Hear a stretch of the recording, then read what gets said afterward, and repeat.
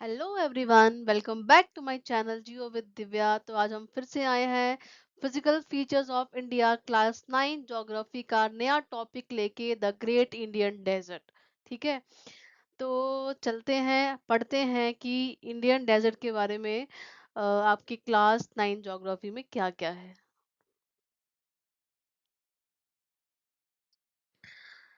The Western Margins. The Great Indian Desert, universally known as the Thar Desert, great Indian desert को हम किस नाम से भी जानते हैं? थार डेजर्ट के नाम से भी जानते हैं। And it occupies a specific geographic pocket. अब यहाँ पे आप मैप के ऊपर इसका लोकेशन देख रहे होंगे। ये आपकी गुजरात है, ठीक है।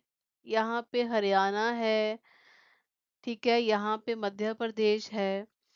तो it actually lies entirely on the western margins of the Aravalli Hills। ये आपको जो डार्क ब्राउन कलर में दिखाई दे रहा है, ये आपके कौन है? अरावली हिल्स है, ठीक है। तो ये इसके वेस्टर्न मार्जिन में जो है आपका थार डेजर्ट लाई करता है।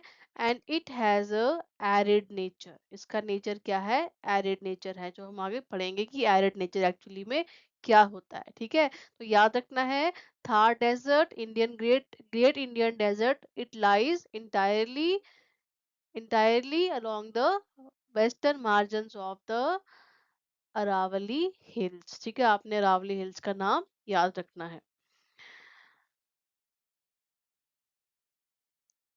अनड्यूलेटिंग प्लेन्स, ठीक है। अनड्यूलेटिंग प्लेन्स लाइक दिस, इस तरह का, ठीक है।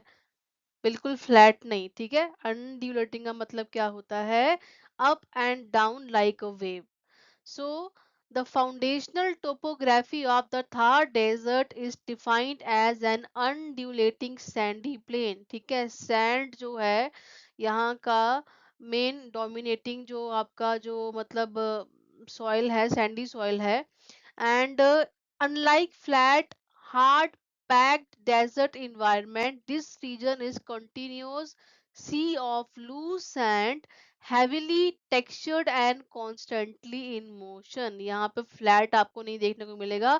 अनड्यूलेटिंग जो है टोपोग्राफी है, और मोस्टली आपको जो है लूज सैंड जो आपको देखने को मिलेगी।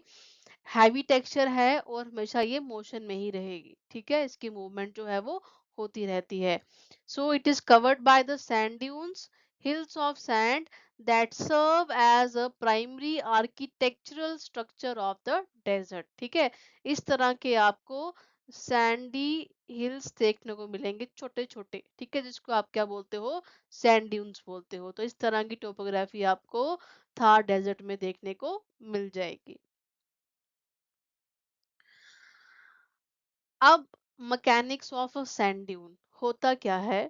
सबसे पहला स्टेप क्या होगा कि सैंड ड्यून्स जो हैं वो स्टैटिक नहीं होते हैं। स्टैटिक मतलब एक जगह ठहरे हुए नहीं होते हैं, ठीक है। They are active accumulations built by the wind। ठीक है, सैंड ड्यून्स कैसे बनते हैं? these are the formations which are the result of the wind. ठीक है, विंड की हेल्प से ये बनते हैं। और सबसे पहला स्टेप क्या होता है? Wind carries loose loose sand across the undulating plain. जो विंड है, क्योंकि एरिड एरिया है, एरिड एरिया का मतलब होता है वो एरिया जहाँ बहुत कम बारिश होती है, और जो सॉइल है बहुत लूज होती है, जिसको बड़ी आसानी से विंड जो है अपने साथ उड़ा के ले जाती है। तो सबसे पहले क्या होगा? विंड क्या करेगी? लूज सैंड को अनडुलेटिंग प्लेन्स में, मतलब वहां पे अपने साथ कैरी करके ले जाएगी। फिर क्या करेगी? It will deposit the sand in a concentrated area. फिर एक एरिया में जाके जो है उसको डिपॉजिट करेगी। And then third is the accumulation. Sand layers on top of each other until a distinct mound forms। ठीक है, अब यहाँ पर देख रहे हो कि लेयर पे लेयर पे लेयर पे लेयर जो है वो डिपॉजिट कौन कर रहा है? विंड जो है लूज सैंड को लेयर बाय लेयर जो है वो डिपॉजिट कर रही है, और इस तरह से माउंट लाइक फीचर आपको देखने को मिल जाएगा। तो इस तरह से एक सैंड ड्यून की फॉर्मेशन होती है और मोस्टली कहाँ होगी, एरिड एरियाज में, जहाँ पे बहुत ही कम रेनफॉल होता है और मोस्टली जो टेक्सचर होता है सॉइल का बहुत ज़्यादा लूज होता है, जिसको इजीली विंड जो है अपने साथ कैरी कर पाती है। ठीक है, आप सभी को यहाँ तक समझ में आ गया होगा, आई होप सो। अच्छा, अगर हम बात करेंगे सैंड ड्यून्स की, तो आपको ना डेजर्ट एरिया में जो है, थार डेजर्ट में डिफरेंट शेप के आपको ड्यून्स जो हैं वो देखने को मिल जाएंगे। ठीक है, जैसे आप यहाँ देख रहे हैं, दो तरह के हैं। एक है आपका बारचन, एक है आपका लॉन्गिट्यूडनल ड्यून्स। तो विजुअली इनकी शेप कैसी होती है, जो ये है, इनका होता है क्रीसेंट शेप, हाफ मून का जो शेप होता है उस तरह का शेप होता है, और लॉन्गिट्यूडनल का शेप होता है वो इस तरह से होता है। ठीक है, अब आता है ओरिएंटेशन ऑफ विंड, की हवा किस डायरेक्शन में चलेगी, और ये ऐसे फॉर्म होते हैं। जब इस डायरेक्शन में हवा चलती है तो इस तरह से इसकी फॉर्मेशन होती है, और इसमें जो है हवा की डायरेक्शन इस तरह से होती है। ठीक है, आप एरोस से देख सकते हो, तो ये इनकी विंड की ओरिएंटेशन है। Spread over large areas, groups are highly visible in Jaisalmer. तो राजस्थान के जैसलमेर वाले एरिया में आपको ये क्रीसेंट शेप के सैंड ड्यून्स जो है वो देखने को मिल जाएंगे। एंड अगर लॉन्गिट्यूडनल ड्यून्स की बात करेंगे, they are prominent near the Indo Pakistan boundary. ठीक है, इंडियन और पाकिस्तान की जो बाउंड्री है, वहां पे मोस्टली आपको लॉन्गिट्यूडनल ड्यून्स देखने को मिल जाएंगे। तो ये दो तरह के ड्यून्स जो है वो आपके द ग्रेट इंडियन डेजर्ट में आपको मिल जाएंगे देखने के लिए। ओके, अब हम बात कर रहे थे एरिड की। जैसे मैंने आपको बताया कि एरिड एरियाज वो होते हैं जहाँ पे रेनफॉल बहुत कम होता है।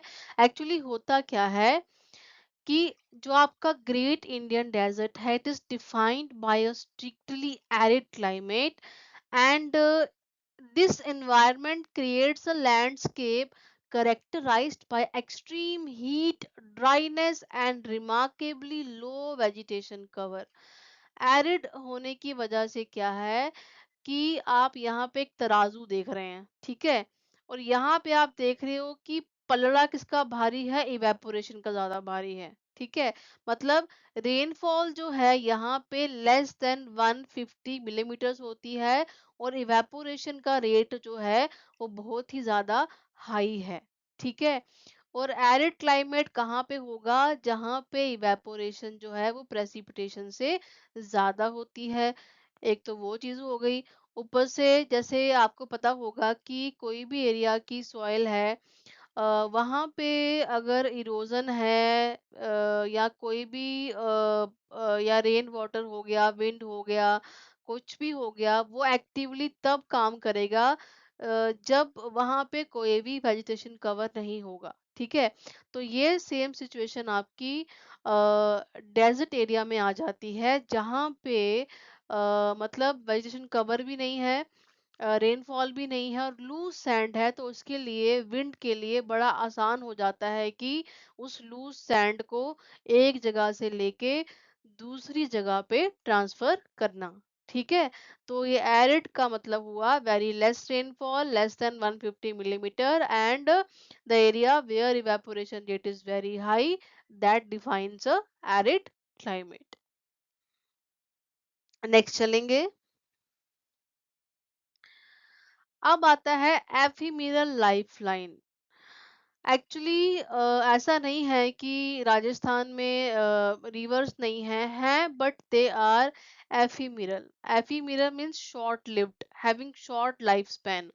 एक्चुअली क्या होता है कि आपको पता है कि इंडिया में जो आपके दो तरह की आपको रिवर्स देखने को मिलेंगे, एक सीजनल रिवर्स होती हैं, ठीक है, और एक पेरिनियल रिवर्स होती हैं।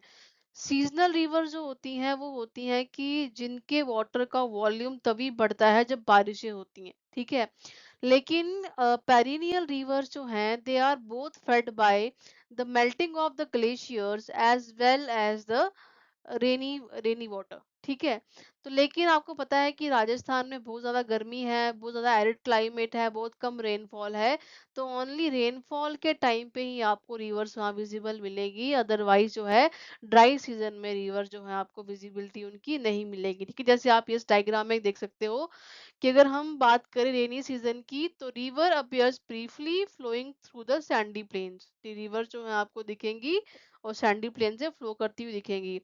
लेकिन अगर ड्राई सीजन की बात करें, जब बारिश नहीं होती है, तो रिवर्स जो है वो डिसअपियर हो जाती है और जो है बिल्कुल सैंड में जाके एब्जॉर्ब हो जाती है, ठीक है? तो इसलिए जो यहाँ की रिवर्स है वो एफीमेरल है, सीजनल है और जो दिखाई देंगे सिर्फ आपको कब, रेनी सीजन में, ठीक है? जब बारिशें ज्यादा होंगी उसी दौरान आपको ये रिवर्स जो है वो देखने को मिल जाएंगी, ठीक है? अगर यहाँ की हाइड्रोलॉजी की बात करें, जैसे मैंने आपको बताया कि थार डेजर्ट की हाइड्रोलॉजी क्या है, स्ट्रिक्टली सीजनल है। इतना पानी नहीं होता है कि वो रिवर्स के फ्लो को सस्टेन करे, इसलिए यहाँ की रिवर जो है वो क्या है, एफीमेरल है, जो सी तक पहुंचने के लिए सक्षम नहीं है। सी तक नहीं पहुंच पाती, इतना फ्लो नहीं होता है, इतना पानी उसके अंदर नहीं होता है, क्योंकि वो सिर्फ बारिश पे निर्भर है। बारिश हुई तो पानी आएगा, नहीं होगा तो बहुत कम पानी या नहीं पानी होगा, और जो होगा वो सैंड उसको एब्जॉर्ब कर लेगी, ठीक है? आई होप आप सभी को यहाँ तक क्लियर होगा। आप देखो, एरिड इकोसिस्टम की अगर बात करें, तो एक पूरा आपको सर्कल दिखाया है। सबसे पहले हम बात करेंगे कि लो प्रेसिपिटेशन है, जिसकी वजह से हार्श क्लाइमेट है, बहुत ज़्यादा गर्मी, पानी की कमी, ठीक है? तो वही अब जब हाई आपका जो बारिश बहुत कम हो रही है, उसके बाद इवेपोरेशन बहुत ज़्यादा हो रही है, वेजिटेशन कवर बहुत कम है, जिसकी वजह से क्या हो जाता है कि अर्थ जो है वो एक्सपोज हो जाती है, ठीक है? जब कवर नहीं होगा ऊपर से, ऑब्वियसली वो सॉइल जो है वो क्या रहेगी, एक्सपोज रहेगी, और जिसकी वजह से विंड जो है वो उस लूज सॉइल को अपने साथ लेके ड्यून्स की फॉर्मेशन जो है वो करती है, ठीक है? Causing rare seasonal waters like the Luni river to disappear entirely into the deep sand. अब यहाँ की बड़ी इंपॉर्टेंट रिवर है लूनी रिवर, ठीक है? सीजनल रिवर है राजस्थान की, और ये भी जो है ड्यूरिंग द रेनी सीजन आपको विजिबल दिखेगी, अदरवाइज अगर ड्राई सीजन आएगा तो ये भी जो है वो डीप सैंड में डिसअपियर हो जाती है, ठीक है? तो इस तरह का यहाँ का एरिड इकोसिस्टम है। समझ में आ गया सभी को? ठीक है, इस तरह का आपको थार डेजर्ट में पूरा सिस्टम देखने को मिल जाएगा। तो ये था आपका पूरा इंडियन डेजर्ट के बारे में, जो आपके चैप्टर पेनिनसुलर प्लेट्यू में, sorry, physical features of India में आपको देखने को मिल जाएगा, सो सॉरी, क्लास 9th की ज्योग्राफी में। तो ये थोड़ा छोटा टॉपिक था तो जल्दी कवर हो गया। अब इसके बाद जो नेक्स्ट टॉपिक होगा हम नेक्स्ट लेक्चर में कवर करेंगे। आई होप आज का जो वीडियो है, आज का लेक्चर है, ये स्लाइड्स आपको समझ में आई होंगी। So keep learning, keep joining, learning with me, that is Geo with Divya, and keep subscribing, liking and sharing my channel if you like my video. So thank you so much.